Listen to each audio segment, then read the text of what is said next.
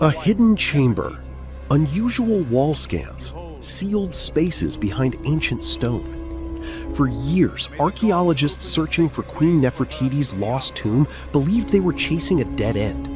But new discoveries inside Egypt's Valley of the Kings are bringing the mystery back again. And some researchers now think one of the greatest royal burials in history could still be hidden behind walls that have already been studied for decades. The center of the mystery is the tomb of Tutankhamun, one of the most famous archaeological discoveries ever made. In 1922, British archaeologist Howard Carter uncovered the young pharaoh's nearly intact tomb, filled with gold, jewelry, statues, and more than 5,000 artifacts. But there was always something strange about the tomb itself. Compared to other royal tombs in the Valley of the Kings, Tutankhamun's burial chamber is unusually small and oddly designed. Some Egyptologists noticed that parts of the structure resemble layouts more commonly associated with royal women rather than pharaohs. That detail led to a controversial theory. What if Tutankhamun's tomb was never originally built for him? And what if another burial chamber still exists beyond its walls? The theory gained global attention after high-resolution radar scans detected anomalies behind the north and west walls of the tomb. Some scans appeared to reveal hidden voids or empty spaces that did not match the surrounding rock structure.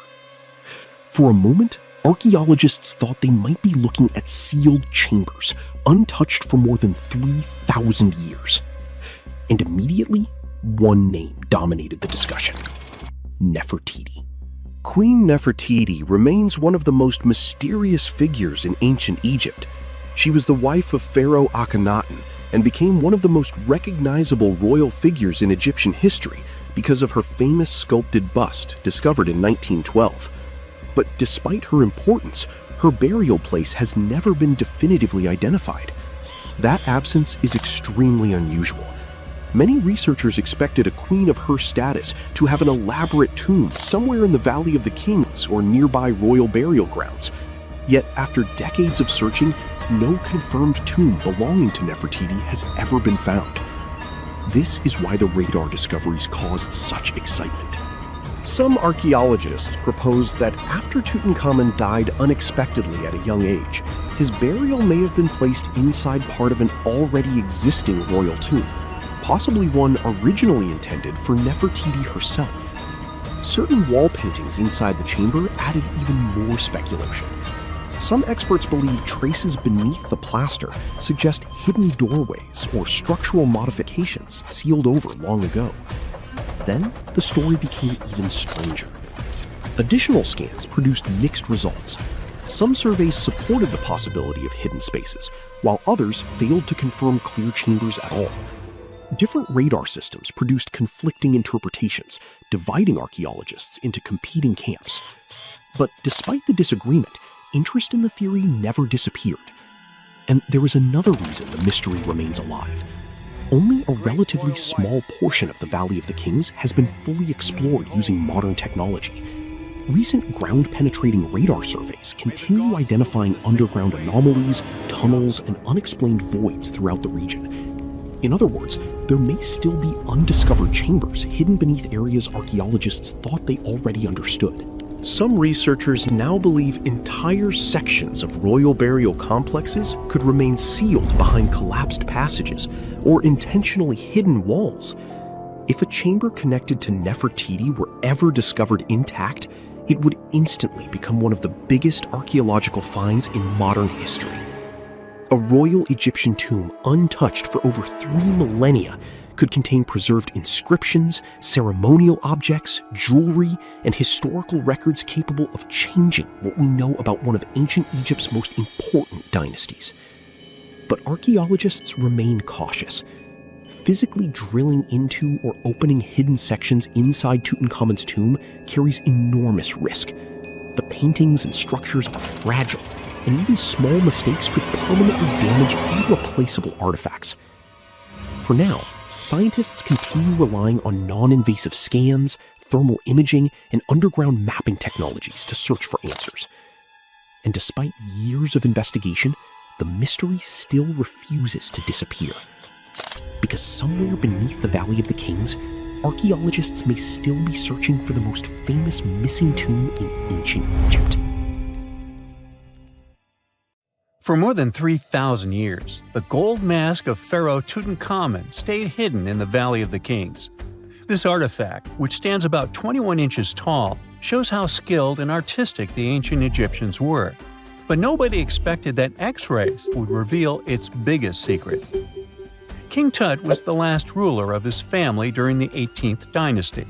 He took the throne at just 9 years old, but ruled for only 10 years before he passed away unexpectedly. If we're being honest, back in ancient Egypt, he was mostly forgotten by the rulers who came after him. His tomb wasn't a big deal for them, so much so that even the grave robbers forgot about him. It might sound a bit sad, but the truth is that it was actually great news for us. Since his tomb was practically forgotten, it ended up being perfectly preserved. While the other tombs in the Valley of the Kings were looted, his remained sealed and untouched. So, when it was discovered back in 1922, it had over 5,000 precious objects inside. That made Tutankhamun basically an instant celebrity and one of the best-known pharaohs nowadays. Among the treasures was the most stunning piece, his golden mask. This mask is said to be an exact image of the king's face, or at least it was supposed to be, but we'll get to that later. The purpose of this accurate representation of his face was to make sure that his soul would recognize him in the afterlife and return to his mummified body. In ancient Egyptian beliefs, this would allow him to continue living in the afterlife. The details of the mask clearly looked incredibly difficult to create, but people didn't realize how complex it truly was until many years later. The first X-rays of the mask were taken in 1967. Back then, the main reason for these scans was practical – conservation. The mask was heading to Paris for an exhibition, and it was the first time it had ever left Paris. This would help them keep track of any changes during the exhibit. Plus, the images could give clues about how the mask was made. But back then, they probably didn't fully realize just how complex its construction was. I mean, Egyptian goldsmiths didn't use modern soldering techniques. So, how did they make this mask? New X-rays taken in 2007 gave us some answers. It turned out the Egyptians didn't use pure gold, which is 24 carats. The mask was actually made of 23-karat gold, meaning it was mixed with another material. So specialists discovered that the gold sheets contained a small amount of copper, a reddish-brown metal. This was likely done to make the material more flexible and easier to shape. They would then shape the gold sheets by heating and hammering them over and over again. But there was one more secret inside the mask that wasn't discovered until 2015. The year before, the staff at Cairo's Egyptian Museum were working on the mask display when the long beard of the mask accidentally got knocked off. Another theory is that the beard had become loose over time and just fell off. Either way, the fact that King Tut's beard came off caused a lot of stress. After all, we're talking about one of Cairo's biggest tourist attractions, so the experts had to fix the problem quickly. The restoration process started with a detailed recording of the mask's condition. To do this, they had to take a full three-dimensional scan of the artifact. And, by accident, they found something very interesting in the mask. Inside the royal beard, there is a gold tube, an intriguing structure that the Egyptians likely used to attach the beard to the rest of the mask. And that proved, once again, that the process of making this mask was even more complex than experts thought. But the mysteries don't stop there. Remember how we mentioned that the mask was thought to perfectly represent King Tutankhamun's face? Well, that might not be entirely true. Some popular theories suggest the mask was never meant for him and was actually made for someone else. A study published in 2015 suggested the mask was originally made for a female pharaoh, his supposed stepmother, the famous and beautiful Egyptian queen Nefertiti. The biggest clue comes from an inscription on the mask. At first glance, it seemed to belong to Tutankhamun. But after a close examination, researchers noted that something else was actually written underneath King Tut's name. The royal name stamp seems to have been altered, and originally it had something written on it that translates to Queen Nefertiti. There is another feature of King Tut's golden mask that was overlooked for years, which adds even more mystery. As we mentioned earlier, experts believe he wasn't respected much by the pharaohs who came after him. And one of the clues that made archaeologists think this is the pierced ears on the mask. Some researchers believe that King Tutankhamun wouldn't have worn earrings after he was a kid. So, according to their theory, by the time he passed away at 18, he shouldn't have been represented with pierced ears. This could also support the idea that the mask originally belonged to Nefertiti, or maybe to someone who wasn't even connected to King Tut. But the mask isn't the only source of mystery. In fact, his whole tomb is full of puzzles. Recently, historians found a sign that the place where King Tut was supposed to be buried was changed at the last minute. For years, experts wonder why a pharaoh who ruled for 9 years ended up in such a simple tomb. When compared to the grandeur of other pharaohs' tombs, his tomb seemed, well, a bit plain. The idea that a king like Tutankhamun would have such an unremarkable resting place just doesn't match up with the power and importance he must have had in ancient Egypt. So, what happened? Well, apparently, this might have something to do with his successor, Pharaoh I. After King Tutankhamun passed away, researchers believe that I made sure to erase him from Egypt's history. So, one theory suggests that he was probably behind the quick decision to place King Tut's body in a smaller, less impressive tomb. When experts looked at I's own tomb, they found something interesting. There is a large wall covered in painted baboons. This is the same type of artwork found in Tutankhamun's tomb. It seems like the same person might have chosen the artwork for both tombs. Now, the design and decoration of the two tombs are almost identical, suggesting there was a shared hand behind both. But there is one key difference. I's tomb is fit for a king. It's much bigger and more impressive, even though the style and artwork are similar to what you see in Tutankhamun's tomb. So the theory suggests that I decided what went into both tombs. Since Tut passed away unexpectedly at a young age, his grand tomb wasn't finished in time. Normally, pharaohs start building their tombs while they're still alive to make sure everything is perfect. But Tut passed away when he was just 18, so there wasn't enough time. I may have taken advantage of the situation, ordering a smaller tomb for Tut and keeping a larger one for himself.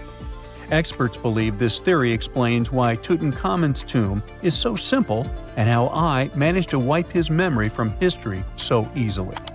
But in the end, the story of King Tut's mask and tomb is full of mystery and intrigue.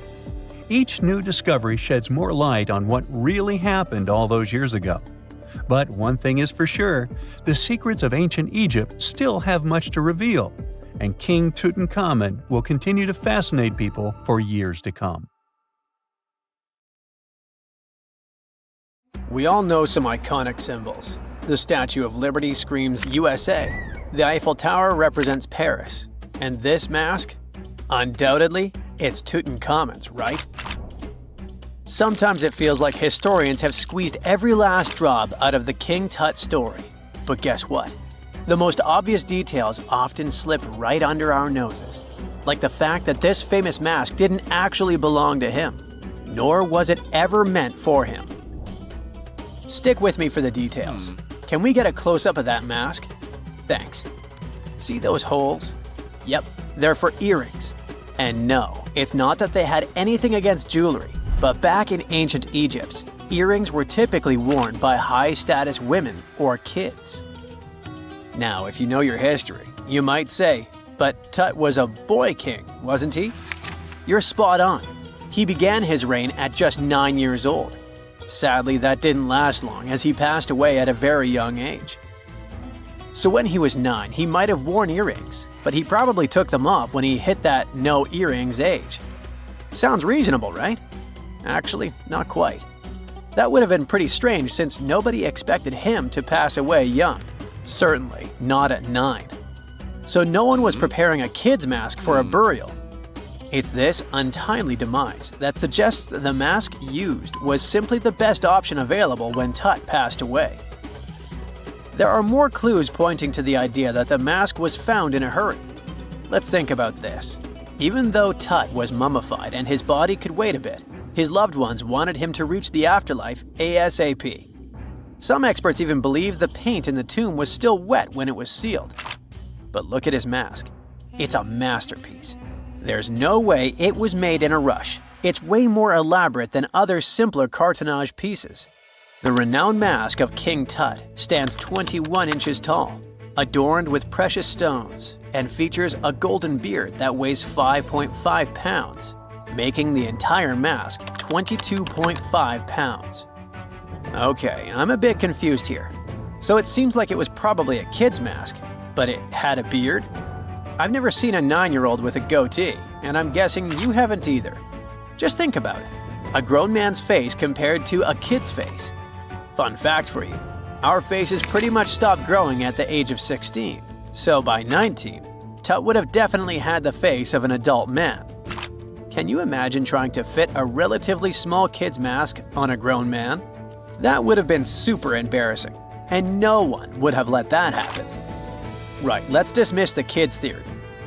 Now, the second option, if you remember, is that the mask could have originally belonged to a woman. This is where the beard theory comes into play. Some researchers believe the beard might have been added later on. Here's another twist. What if the mask was actually made for Nefertiti herself, who ended up maskless? In this case, there are two discoveries. Two birds with one stone. For now, it sounds like a conspiracy theory, I know. But let's give it a shot and delve deeper into the details. So, Tut passed away in around 1323 BCE, probably due to malaria. He had other health issues too, like when he broke his leg, and records suggest he wasn't in the best shape. As for Nefertiti, we have no solid data about her demise. Plus, nobody knows exactly when or where she was buried. The supposed year when she passed away is around 1330 BCE, but she could have lived longer, and the mask was intended and prepared for her. Or maybe they just took her mask right from the burial chamber. After all, they were family. Well, sort of. She was said to be his stepmom, having been married to Akhenaten, who was likely Tut's father. But this is not 100% accurate. Some scientists doubt it. Ah, these ancient Egyptian families. It's hard to keep track of who's who. I know, you're not yet convinced that Tut wore a lady's mask. Let me share one more theory with you. Meet Howard Carter, the enthusiastic archaeologist who discovered Tutankhamun's tomb.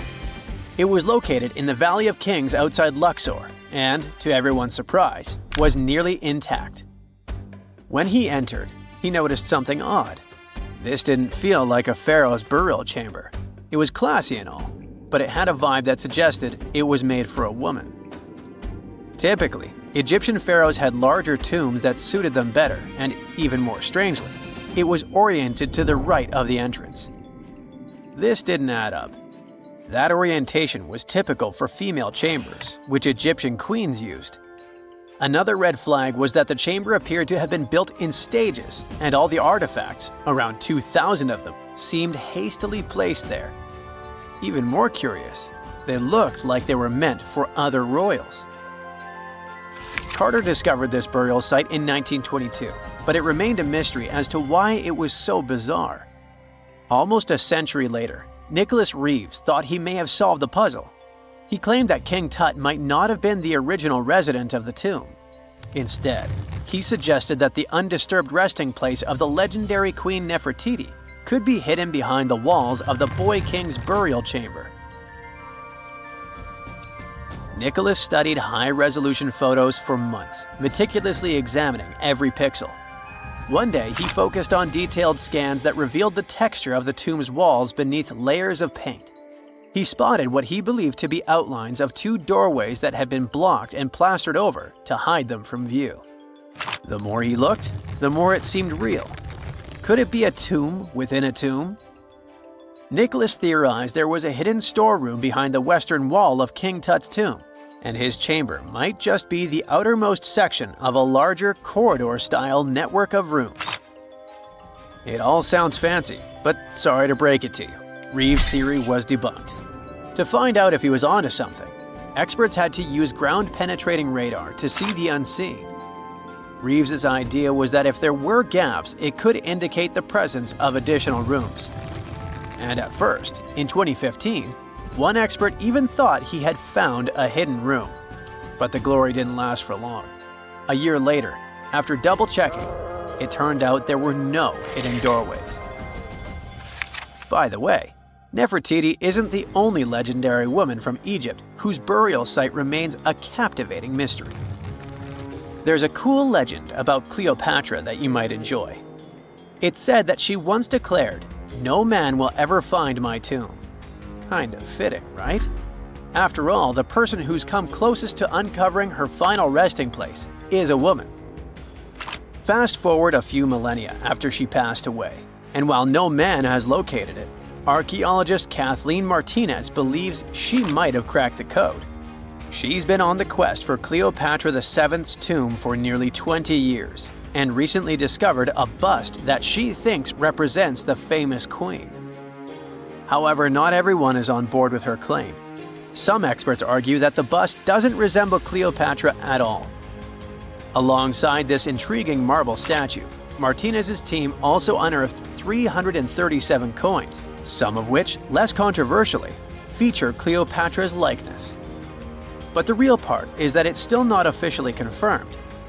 There's no doubt about the existence of the small bust. It's carved from white marble, fits in one hand, and shows a woman wearing a royal crown, according to a translated statement from the Egyptian Ministry of Tourism and Antiquities. The big question, though, is who it actually depicts. While Martinez insists this statue is a representation of Queen Cleopatra VII, many other archaeologists argue that the facial features don't match, suggesting it likely belongs to a princess instead. Sorry, I can't resist the temptation of breaking the magic for a moment. Some folks believe that the whole idea of "no man will find my tomb" is misunderstood. Even if she did say it, what she probably meant was "no living soul," and it wasn't about gender at all. It can as well be just a beautiful legend. Toodaloo! So looky here, scientists discovered ancient artifacts near King Tut's tomb. Turns out, his VIP final resting place looks more like a public graveyard with about a dozen wooden coffins that's been there for around 3,600 years. Now, okay, I might have exaggerated a tad. The 11 tombs weren't exactly right next to King Tut, but they were close, near the same city of Luxor. New findings in Egyptian tombs can help us piece together what life was like in ancient Egypt. And guess what? Ancient Egyptians seem to have been remarkably like us, modern humans. Say, the women have always loved jewelry, and archaeologists retrieved a beautifully made necklace with 30 amethyst beads and 2 agate beads, plus a hippo head amulet. Bet it was all the rage back then. Researchers also discovered 2 copper mirrors. One had a handle shaped like a lotus, and the other was decorated with Hathor, the ancient Egyptian deity of the sky, women, fertility, and love. These recent excavations near Tutankhamun's burial site led to another jaw-dropping revelation. For the first time in thousands of years, fragments of Queen Hatshepsut's Valley Temple were uncovered. This fearless woman was thought to be the second female pharaoh, who ruled with both courage and wisdom, leaving a legacy as solid as the stones themselves. Her temple, hidden for ages, opens a window into a time filled with power, intrigue, and spiritual devotion. Archaeologists found over 1,000 beautifully decorated stone blocks on the outskirts of Hatshepsut's funerary temple. There were very few women who managed to take the throne in ancient Egypt. Another tomb was found nearby, and it belonged to the overseer of Queen Teti Sheri's palace, whose name was Jehuti-Mez. Queen Hatshepsut seems to have even more tombs, aces up her sleeve. These tombs were carved into the rock instead of being built as pyramids, showing a unique ancient perspective on how to protect the soul in the afterlife. Experts managed to retrieve some cool ancient pieces from the site. Toys made of clay, mummy masks, winged scarabs, and some amulets.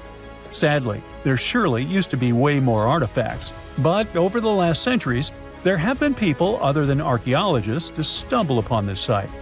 It's likely that looters got to these tombs before them and may have taken some valuable items. But they did leave behind some cool stuff for the researchers, like pottery used for offerings of bread and meat, along with archers' bows that connect the tomb's owners to the Egyptian military. Meanwhile, soul protection is way more important than you might think, especially if you're roaming around Luxor looking for ancient secrets. You aren't scared of King Tut's curse, are you? Let me tell you what happened to those who weren't scared, but promise me to take it with a dash of salt, okay? For years, Egyptologists, especially those who believed in paranormal activity, were convinced that there was an unsettling curse surrounding Tutankhamun's archaeological discoveries. This belief stemmed from the mysterious and untimely demise of several excavators who discovered the tomb in 1922 with no logical explanation for why they passed away. It was just easier to chalk it up to something supernatural and avoid the whole mess. But it turns out it wasn't a curse at all. It was likely the radiation that caused those excavators to perish. Now, you might wonder where the radiation came from. After all, while radioactivity was discovered in the 19th century, ancient Egyptians, despite their impressive pyramids, didn't have any radium lying around to make Tut's tomb glow like crazy. So, what could be the real story? It might have been toxic waste behind it all. Toxic levels of radiation from uranium and hazardous waste have been lurking inside the tomb since it was sealed over 3,000 years ago. The burial chamber of Tutankhamun's tomb reportedly has such high radiation levels that anyone who steps inside could easily end up with a fatal dose of radiation sickness or an incurable condition. By the way, you can have a somewhat similar level of radioactivity if you don't get rid of those moldy dinner leftovers you left to perish in your fridge a month ago. But this radioactivity isn't exclusive to Tutankhamun's tomb.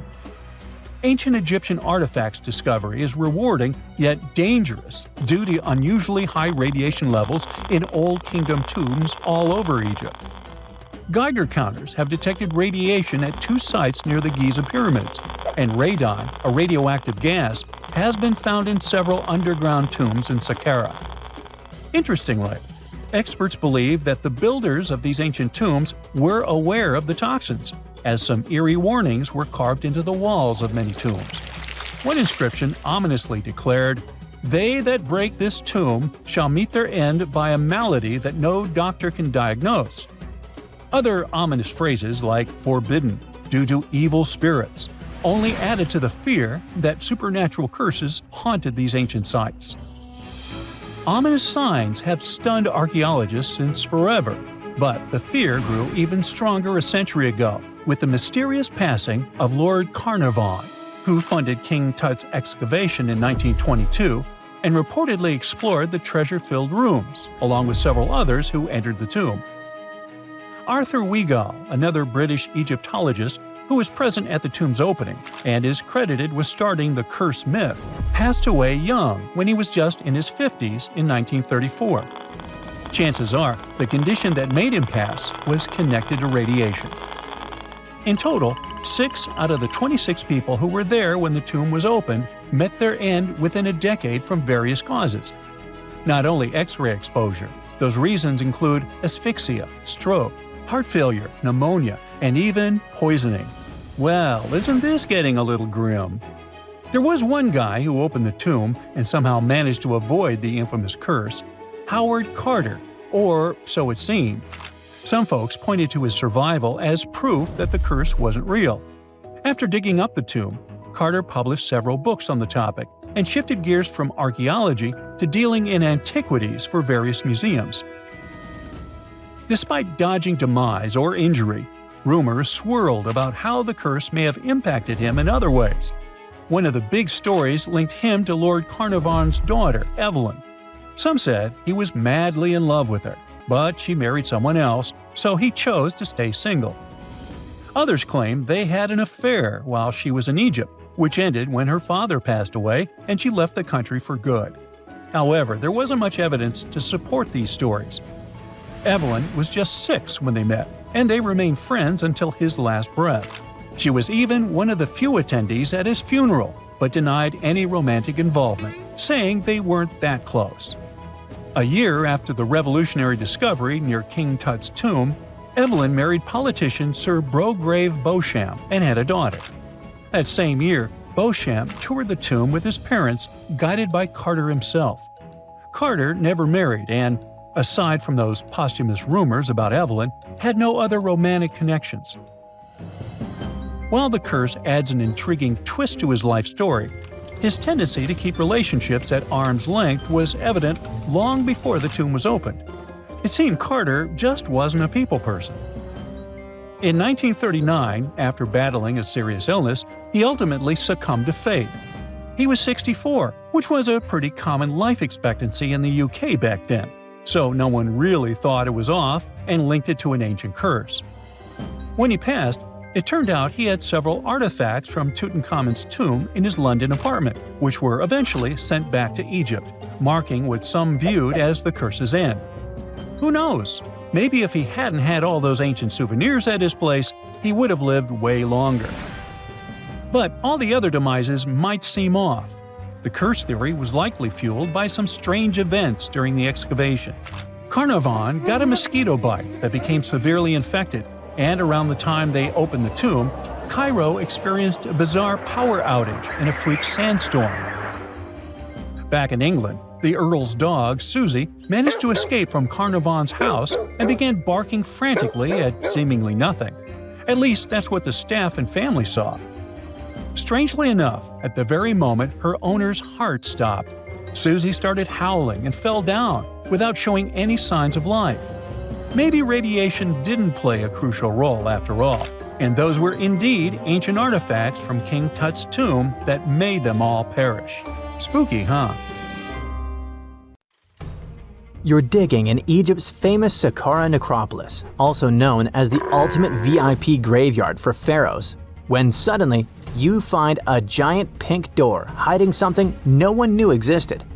Behind this giant stone door, one that wasn't supposed to open, by the way, you find a lost tomb of Egyptian royalty.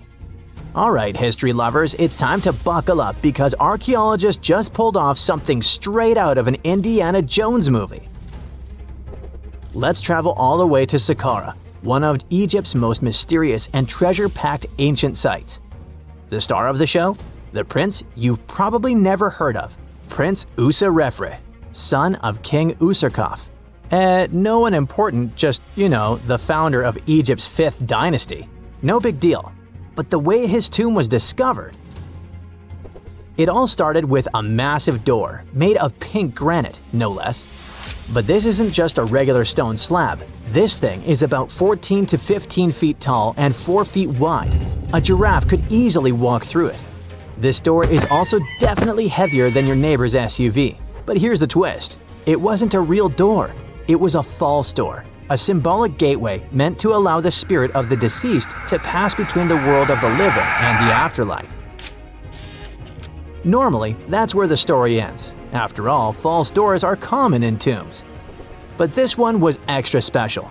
You see, false doors were usually made out of limestone, which was pretty common and found everywhere in Egypt. To build one out of red or pink granite, people had to bring these rocks from a quarry located 400 miles away. And you can bet this wasn't a cheap trip. According to Egyptologists, this is the first time a false door of this size and material has ever been found in Egypt, making it a totally unique piece of architecture. Aside from being super expensive, this one had a surprise behind it too.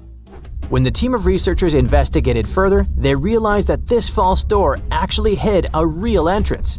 And what did it lead to? A hidden tomb, packed with statues, relics, and secrets from over 4,000 years ago. The tomb belonged to Prince Userefre, but you can call him Wasar-Efra, or Wasar-Efra too. Despite being totally erased from history, this fella was no minor noble. The hieroglyphs on the pink granite door listed him as the hereditary prince, governor of Buto, En-Nekeb, royal scribe, minister, judge, and priest of chance. Phew!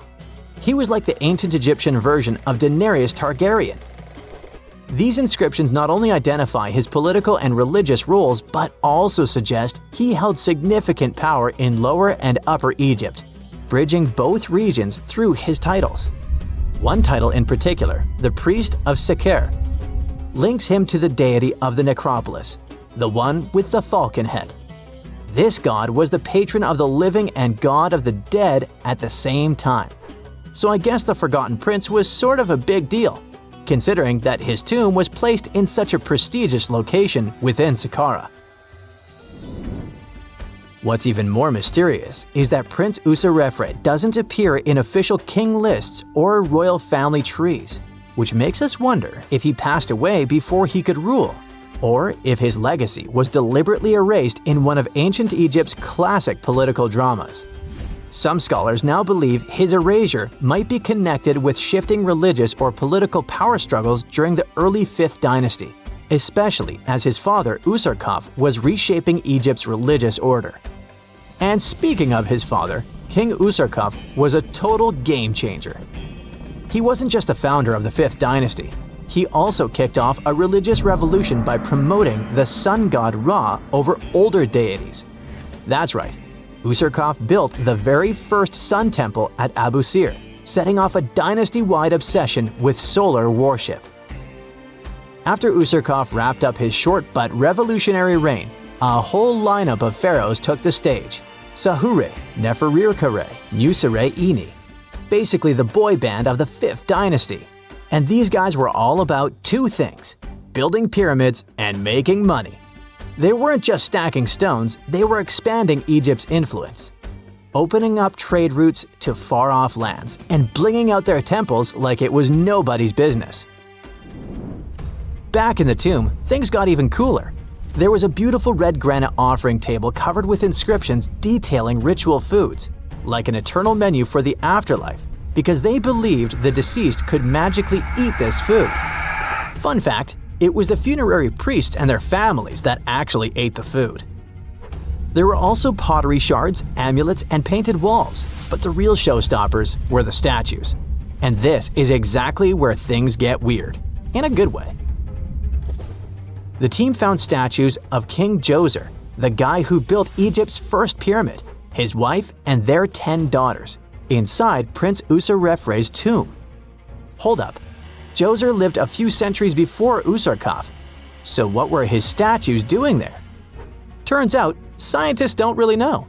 These statues were built during the reign of King Djoser himself and probably belonged to that first ever built pyramid. Experts believe these statues were probably relocated during the 26th dynasty, thousands of years after Djoser, maybe to protect them from destruction, or maybe because they were still venerated. Basically, ancient Egyptians were hoarders, but classy ones. Scientists also know for a fact that some engravings and statues found there were made way later, which means that this tomb probably turned into a deposit for fancy stuff. Or maybe this was just really ancient interior decorating. Anyway, that wasn't all. There was another pink granite entrance on the eastern side of the tomb, with inscriptions linking back to King Nefertiti, another 5th dynasty pharaoh who also tried to build his own pyramid, but failed. And near this second entrance, archaeologists found something never seen before in Saqqara: a set of 13 pink granite statues, all sitting in a row on a high-backed bench, like they were waiting at the DMV of the afterlife. Some had elevated heads, probably representing the prince's wives, while others were missing their heads entirely. One black granite statue was found upside down. Maybe it had taken a tumble sometime during the tomb's long, quiet centuries underground. According to archaeologists, the positioning and head shapes suggest that these statues followed a strict social hierarchy, with the central figures likely representing higher status individuals, while the headless ones might indicate unfinished work or later vandalism. And speaking of black granite statues, another one was found standing proudly inside the tomb. Based on its design and inscriptions, it looks like it was placed there during the 26th dynasty, the same time those Djoser statues were probably moved in. This suggests the tomb didn't just sit abandoned, it was reused, adapted, and maybe even honored by later generations. And by the way, Black granite was associated with Osiris, the god of the underworld, during the late period, which means that this statue's presence is a clue that the tomb was a ritual space long after the prince's death. All of this, giant granite doors, surprise statues, reused tombs, adds up to a truly thrilling find. Prince Userefre may not be a household name yet, but his tomb is now one of the most fascinating ever found in Saqqara. It tells a story not just of the Old Kingdom, but of how ancient Egyptians kept connecting to their past, even thousands of years later. So, what does it all mean? Why hide a tomb behind a fake door? Why pack it with statues from different eras? And who exactly was Prince Userefre? These are the kinds of mysteries that keep archaeologists digging and keep the rest of us fascinated. In the end, this discovery isn't just about one tomb, it's about how much is still waiting beneath the sands of Egypt. As more gets uncovered, we're reminded again and again that ancient history isn't gone. It's just sleeping behind massive pink granite doors.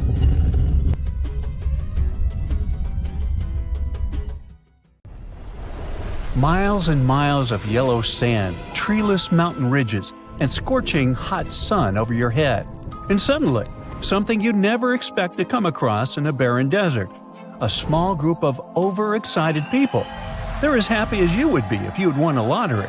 They've just found an ancient tomb, once flooded with its walls in bad shape. But the stuff they discovered inside proves that this is the burial site of one of Egypt's most mysterious pharaohs. Historians have been hunting for his tomb for years, but no one expected it to hide ancient treasures. Fast forward. After careful examination of the site, Egyptian officials have announced the discovery of the tomb of King Thutmos II. It's the last missing tomb from Egypt's 18th dynasty. And this is also the first royal tomb found since King Tutankhamun's was discovered in 1922, in more than 100 years. A team of Egyptian and British archaeologists found the tomb in the Theban Mountains area, west of Luxor, near the famous Valley of the Kings. Before this, the site was only known as Tomb C4, but during their excavation, the team found clear evidence proving it belonged to King Thutmos II. Archaeologists actually found the entrance and main tunnel leading to the tomb in 2022. But at first, they thought it belonged to a queen because it was near the graves of Thutmos III's wives. It was also close to Queen Hatshepsut's tomb.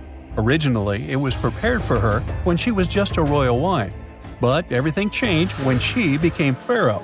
But we'll talk about this twist of fate a little later. But soon they realized that their discovery was much more significant. They found alabaster jars with Thutmos II's name and the words "deceased king" written on them. That's when they realized that the tomb was actually his final resting place. Sadly, Thutmos II's tomb has seen better days. According to the head of Egypt's antiquities sector and the leader of the Egyptian excavation team, the tomb suffered major damage from ancient floods not long after the pharaoh's death. Water swept through the burial chamber, likely destroying or displacing many of the original artifacts. Much of what had been once inside the tomb was moved elsewhere in an attempt to salvage it. The researchers found out that the tomb had a basic design, with an entrance, a sloping main corridor, and a burial chamber. The corridor was coated in white plaster and rose about 4.5 feet above the floor of the burial chamber. A large staircase and a very large descending corridor of the tomb indicated its grandeur. It took the team a long time to navigate through, though, as the tomb was blocked by flood debris and collapsed ceilings. Only after crawling through a 32-foot passageway with a small 16-inch gap at the top, the worst nightmare for those of us with claustrophobia, were they able to reach the burial chamber. There, they were in for another surprise. They cleared the debris, expecting to find the crushed remains of a burial beneath. But the tomb turned out to be completely empty, and it was not due to robbery. It had been deliberately emptied. The researchers soon realized that the tomb had been flooded since it had been built underneath a waterfall. It happened just a few years after the king's burial, so the contents of the tomb were moved to another location. That's why there was a second corridor in the tomb. It was most likely made to help remove King Thutmos II's body from his flooded tomb. Despite the damage, the excavation team made some really exciting discoveries. They found traces of mortar decorated with blue inscriptions, yellow stars, and fragments from the Book of Amduat, one of the most significant funerary texts in ancient Egypt. The book was meant to guide the deceased through the underworld, ensuring a safe journey to the afterlife. Now, how about we sneak a peek at ancient Egypt's 18th dynasty? It was all about conquering lands, expanding the empire, and building jaw-dropping monuments. Some of the biggest names from that era, Thutmos I and Thutmos III, both legendary warrior kings who left their mark in history. Thutmos I was a fierce fighter who led major military campaigns, pushing Egypt's border further south than ever before, all the way to the fourth cataract of the Nile. His victories gave Egypt access to new trade routes, stronger political ties, and more wealth. His conquests were so significant that they were recorded in the tombs of his top officials. Thutmos III, sometimes called Thutmos the Great, took things even further. He was not only an incredible military strategist, but also the commander of Pharaoh Hatshepsut's armies before becoming king himself. He led between 17 and 20 military campaigns, winning every single one and expanding Egypt's empire to its peak. He even created the world's first navy. Thutmos III is often remembered as Egypt's greatest warrior pharaoh. And sandwiched between these two powerhouses was Thutmos II, a pharaoh who doesn't get nearly as much attention. Hey, the middle child, right?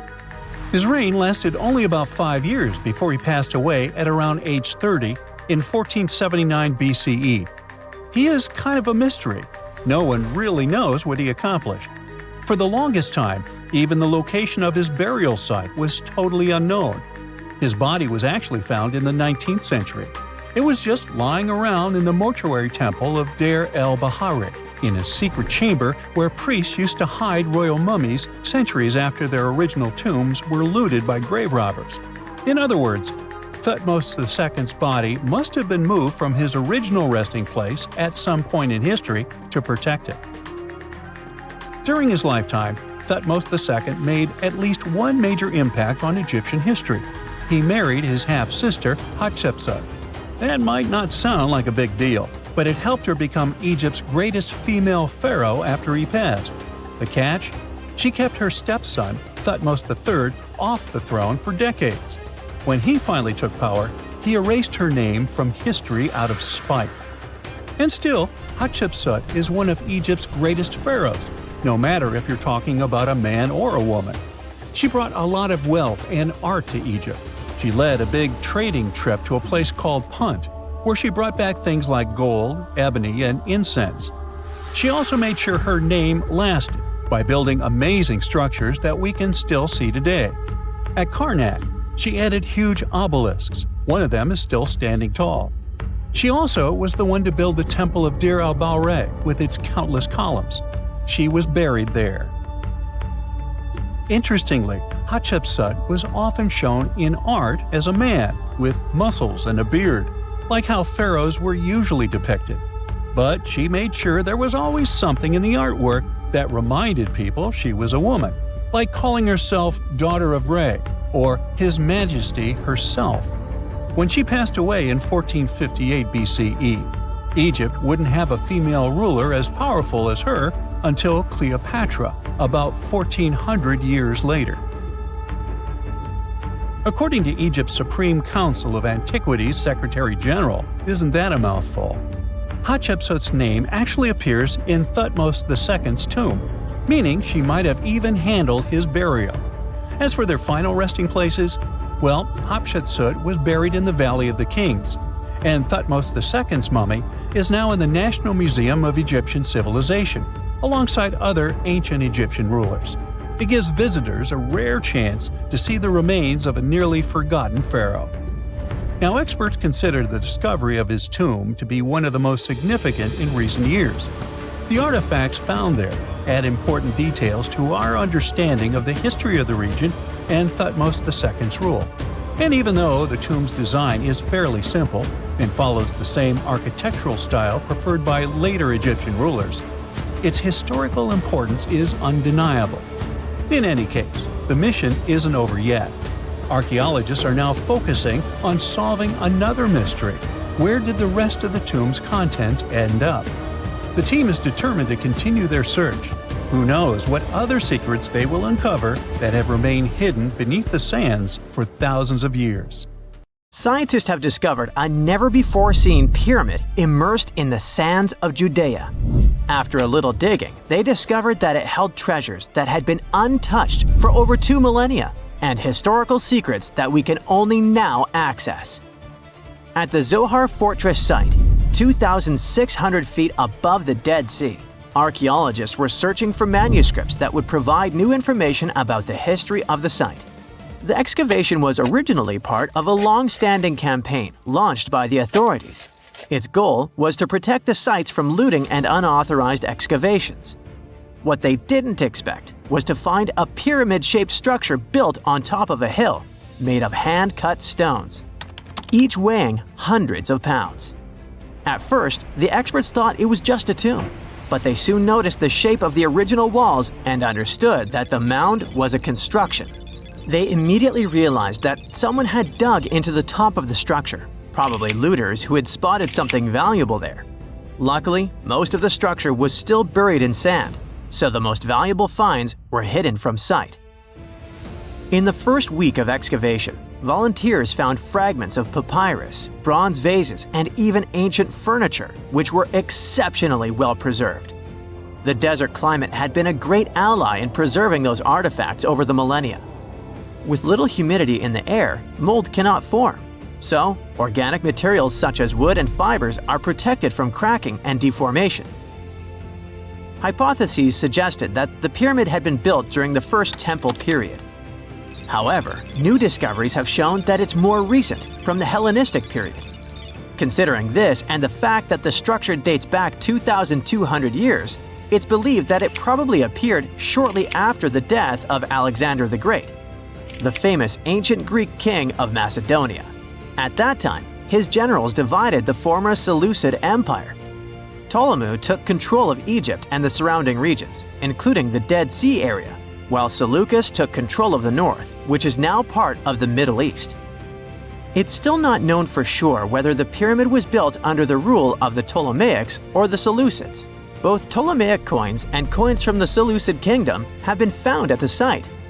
Even so, many scholars believe it was built when the region was under Ptolemaic control. Evidence also suggests that the building, despite its longevity, collapsed at some point. But that's not why it was abandoned by the ancient Egyptians, which begs the question of what purpose it was built for. Some believe it was used as a tomb due to its picturesque location on top of a hill. Others believed it may have served as a historical monument.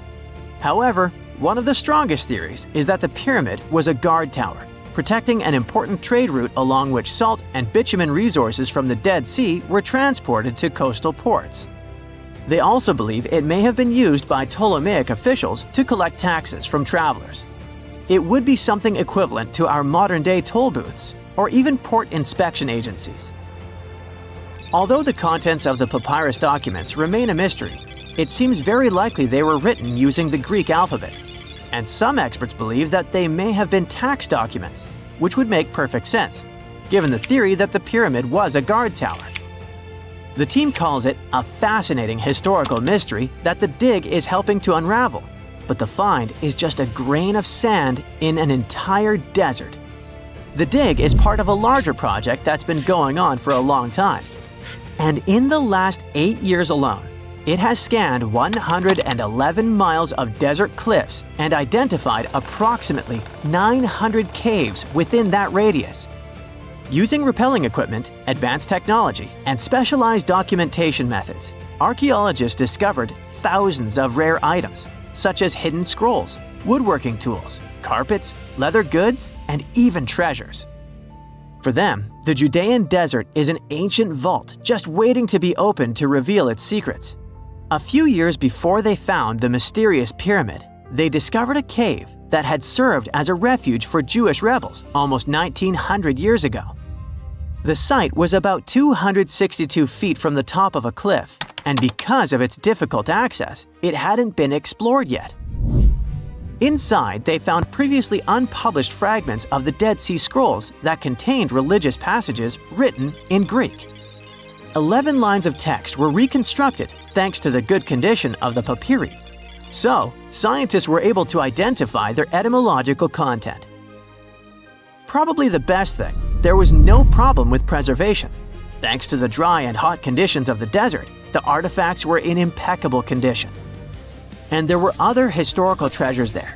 The teams found rare coins, a partially mummified skeleton over 6,000 years old, with skin, tendons, and even strands of hair. There was also a giant basket made of plant fibers, considered the oldest in the world, more than 10,000 years old. With a capacity of up to 26 gallons, it was made about 1,000 years before the invention of ceramics.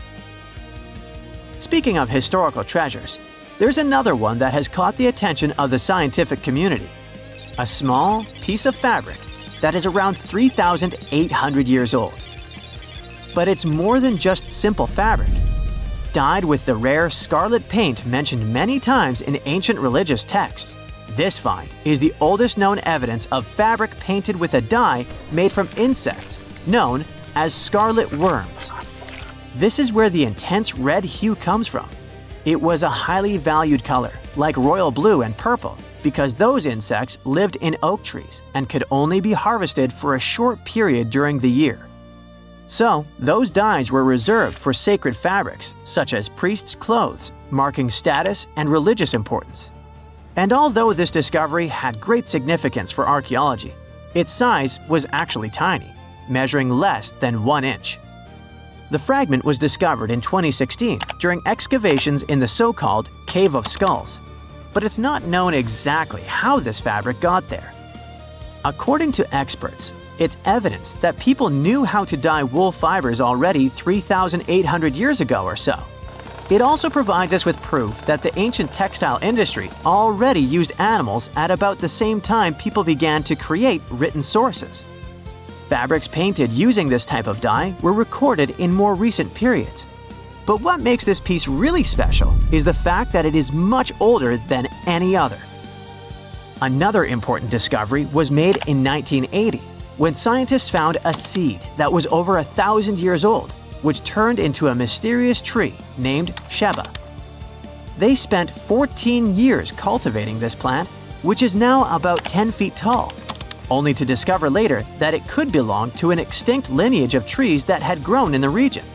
The seed dates back to a period between 993 and 1202 CE, and they believe that Sheba may be a biblical tree commonly associated with healing. Although it's not been possible to identify the exact species, since the tree hasn't flowered, we know that it belongs to the genus Commiphora, which is related to famous African plants, such as the myrrh tree. But time has revealed something even more special. Its leaves and resins are rich in compounds that have medicinal, antioxidant, and even skin-soothing properties. This means that the tree may represent a forgotten lineage whose resin had medicinal value and was mentioned in ancient texts. This brings to light how ancient people dealt with botanical medicine. Egyptologists have been digging around every inch of the Great Pyramid for ages. Yet somehow, they overlooked this stunning pink granite bathtub buried a few miles next to it. And here's the deal. This mysterious oval tube lying next to the Khufu pyramid for years may provide evidence that the Egyptians built the pyramids not only for monumental purposes, but also to generate electricity, experimenting with it long before Alessandro Volta and Thomas Edison. The Giza Plateau is famous for its 3 pyramids, Khufu, Khafre, and Menkaure. But there are also 2 smaller foundations next to them, the unfinished North Pyramid of Zayat el-Aryan and the Layer Pyramid. Some researchers say these buildings were never finished, while others think they were destroyed for more mysterious reasons. One of these reasons might have to do with the original usage of the Giza pyramids, the idea that they were used as an electricity generator. To connect these dots, we need to go back to the beginning of the 20th century. That's when an Italian architect and Egyptologist named Alessandro Barsanti decided to examine the Zayat El Aryan pyramid. Near the site, he noticed something unusual: scattered granite fragments. To a casual passerby, these might have seemed insignificant, but Barsanti recognized the signs. You see, ancient Egyptians often used sites to prepare stones before transporting them to their final destinations. The fact that there was granite on the ground intrigued him. Granite was a more expensive material than the limestone typically used for pyramids, which suggested that it might have been intended for an important and possibly hidden structure. At a depth of 68 feet, they encountered a huge pink granite block. He kept going with the excavations, and they revealed ancient inscriptions carved into the stones. They sent the drawing to experts, but no one could decipher what they meant. Were they instruction sets to something? That's when Barsanti made his biggest discovery. He found an oval-shaped vat carved from pink granite and polished to a mirror-like finish. The thing is, the vat had been carefully sealed. When they opened it, they found a thin black residue along the walls. I'm thinking something in the lines of a black oily substance. This discovery raised many questions for him. It didn't make sense to him that ancient Egyptians would go above and beyond to seal and protect this strange vat. By 1911, Barsanti had to abandon his effort to figure out what was the deal with that mysterious pit. But his findings intrigued researchers all over the world, and they've got their own opinions about it. One of these modern theories suggests that the other pyramids could have been used as a part of a bigger whole. It suggests that the Khufu pyramid was actually used as a water pump designed to irrigate the desert area. Apparently, the pyramid's internal chambers would function as a hydraulic system. In the 1990s, an engineer took this theory seriously and studied the pyramid's subterranean chamber. Surprisingly, he found actual signs of water damage. Apparently, the pyramid generated powerful compression waves, aka pulses, that could create electricity. This raised an important question. Could the ancient Egyptians have used the pyramids as a generator in order to produce electricity? On paper, that was proven to be possible. But hey, agreeing on the original use of the pyramids is probably one of the most difficult things in the world. So, we're still not 100% sure about this. Apart from that, Egypt is a playground for important discoveries regarding humanity's past. I mean, scientists have just discovered what looks like a cosmic command center, similar to that room from the Doctor Strange movies. They discovered an L-shaped astronomical observatory, measuring around 9,000 square feet, dating back to the 6th century BCE. Definitely the first and largest of its kind from that era.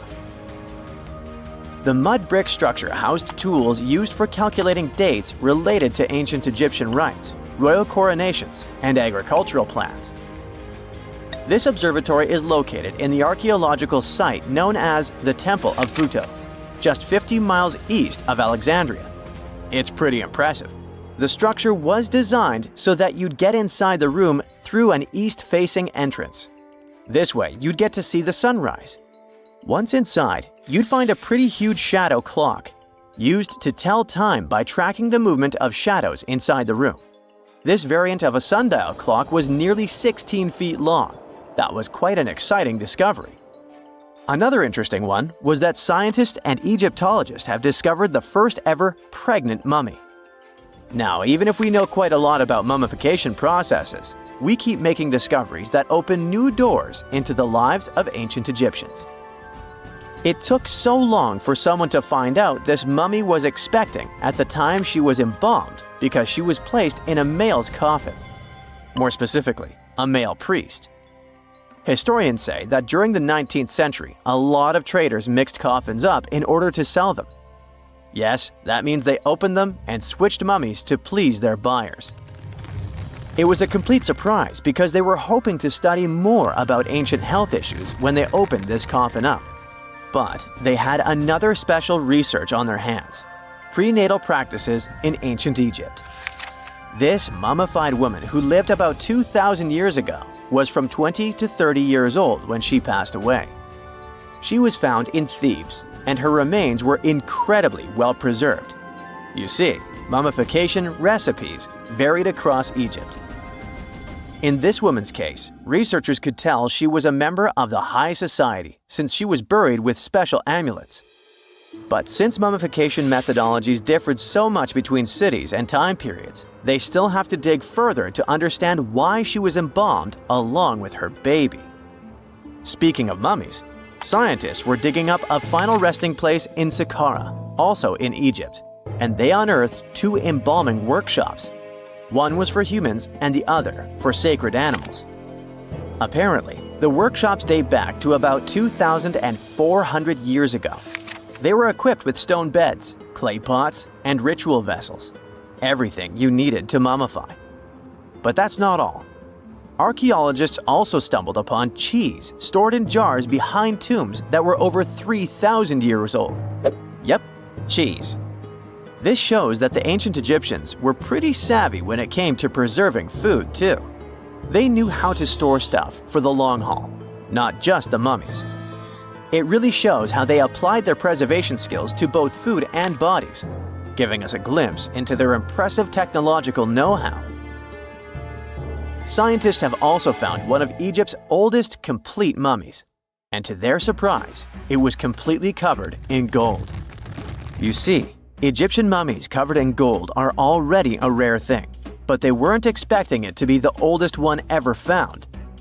The mummy was quite well preserved, and they could identify that it was the remains of a wealthy man called Hekashepes. Many symbols show that he was important and wealthy, like the band he wore on his head and the bracelet on his chest. He was also dressed in a tunic wrapped with a belt, which was a way to preserve the good appearance of a person after they passed away. To reveal it, they had to open the final resting place with mortar. Basically, it was like they were opening a time machine, just as the ancient Egyptians did 4,300 years ago. If you think about it, it's almost like entering a time capsule. Enough about mummies. Scientists also found something very exciting hovering above the pyramids. They had to use a fancy top-notch radar known as LARID, aka Low Altitude Long Range Ionospheric Radar, which can see these invisible waves far away into the sky. LARID helped them discover giant plasma bubbles floating in the air above the pyramids. These bubbles are called plasma bubbles, and they wreak havoc on modern technologies. I mean, they can disrupt GPS and phone signals for hundreds of kilometers in diameter from where they're located. These bubbles are massive, sometimes as big as cities, and they're caused by the sudden depletion of charged particles in the ionosphere. So, instead of spreading out evenly throughout the ionosphere, they stick together in this wave-like form. This was a pretty important discovery because it can help scientists understand how to prevent these waves from messing with our technology. What is a boat doing in the middle of a desert? You would expect to find a seagoing vessel closer to shore. This is the question archaeologists had been asking for decades. In 1988, there was a storm near one of the most important archaeological sites in ancient Egypt. A wooden structure emerged from the sand. It was hollowed out by termites. Scientists were determined to solve its mystery. In 2000, they began excavating the site near Abydos, Ubidos. An American team of experts soon discovered a boat that was 70 feet long, and it wasn't alone. In total, there were 14 boats neatly resting next to each other. It was impossible to completely dig out the boats because of their poor condition. Luckily, the wood was preserved enough to get a sample. Analyses revealed that the boats were around 5,000 years old, the oldest fleet in human history to this date. The time of their construction predates the pyramids at Giza by half a millennium. Each ship of the fleet rested in a vault that matched its dimensions. The room was roughly a third of the size of a tennis court. It had mud brick walls that featured more than 120 drawings of boats. Ancient Egyptians incised them on whitewashed walls that were excellently preserved. Scientists have known about these mysterious chambers for well over a century. 1901, 1902. A British archaeologist, Arthur Weigel, stumbled upon a strange structure west of the River Nile. His team caught a glimpse of the interior walls. Sadly, a section of the roof collapsed, so they had to call off further exploration. Researchers abandoned the site, but its location remained on the maps.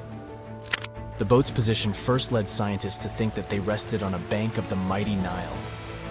But there was a problem with this theory. Today, the river flows almost 7 miles west of Abydos. Further studies of the surrounding terrain showed the Nile didn't change its course throughout history. Also, if the boats floated near a dock, they would be in unstable positions. The 14 vessels at Abydos were perfectly parallel to each other. There was only one conclusion possible. Someone had deliberately placed them like that. They must have gone through a lot of effort. Each boat had enough room for up to 30 rowers. These vessels could really float.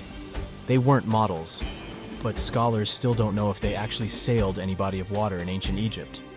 This doesn't diminish the importance of the find. Previously, archaeologists found only small-scale models. In King Tut's tomb alone, there were 35 boat models. For a long time, these figurines were the only clues as to how ancient Egyptian vessels looked like. The boat's design confirms that they were the real deal. They are the earliest surviving examples of something called built boats. Ancient people constructed primitive vessels by hollowing out large tree trunks. The alternative was reed that was tied together to form a raft. The boats at Abydos had planks tied together. This was a major breakthrough in shipbuilding. During their lifetime, the boats must have seemed impressive. Timber was a valuable commodity at the time. There was no wood in the desert.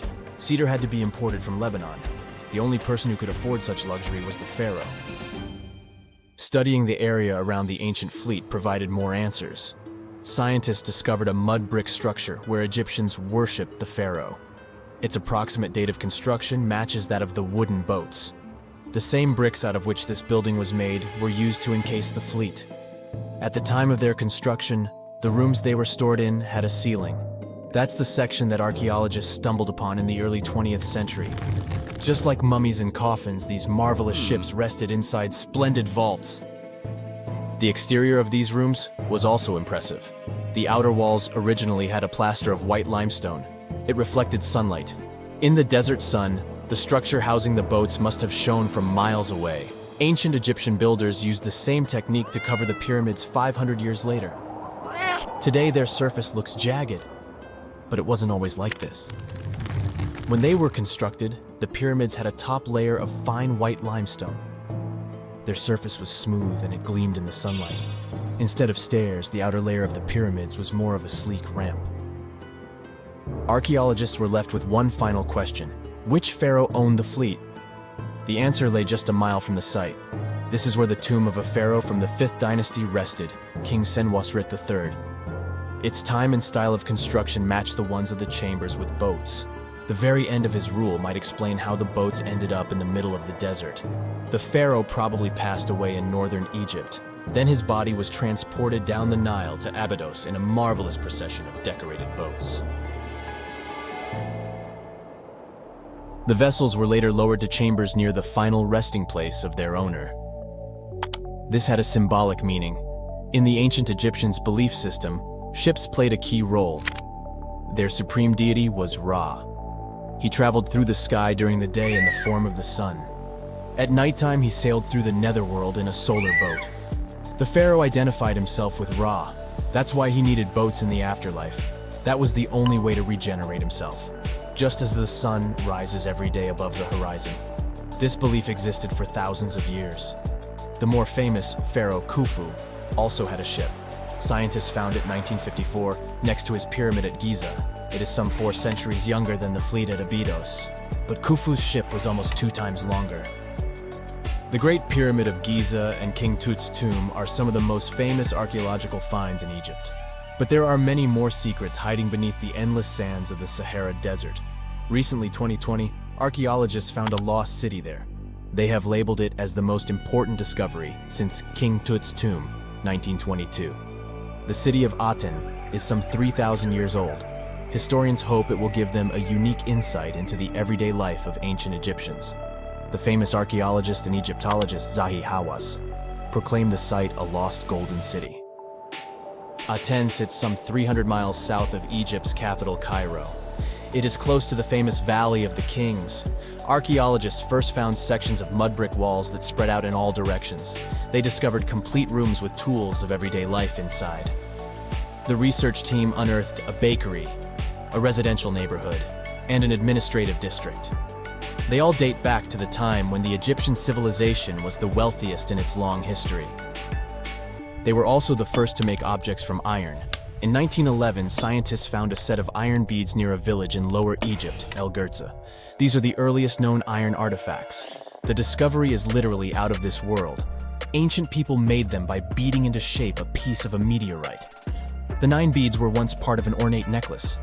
They are now blackened and corroded, which is perfectly normal for a piece of jewelry that is over 5,000 years old. They consist of an iron-nickel alloy. Researchers were impressed by the skill of ancient jewelers who processed the beads. Their craftsmanship is more impressive when you think that they didn't know the stellar origins of the material. The Great Pyramid of Giza also has a remarkable feature. An international research group investigated the electromagnetic response of the structure to radio waves. They found that the pyramid has the ability to concentrate electromagnetic energy inside it. This occurred inside its chambers as well as under the pyramid's base. It contains an underground, unfinished chamber. It seems that the electromagnetic response is connected with the properties of limestone, the Great Pyramid's main building material. The research results might have a practical application. The way solar cells and nanosensors function could be improved by this remarkable find.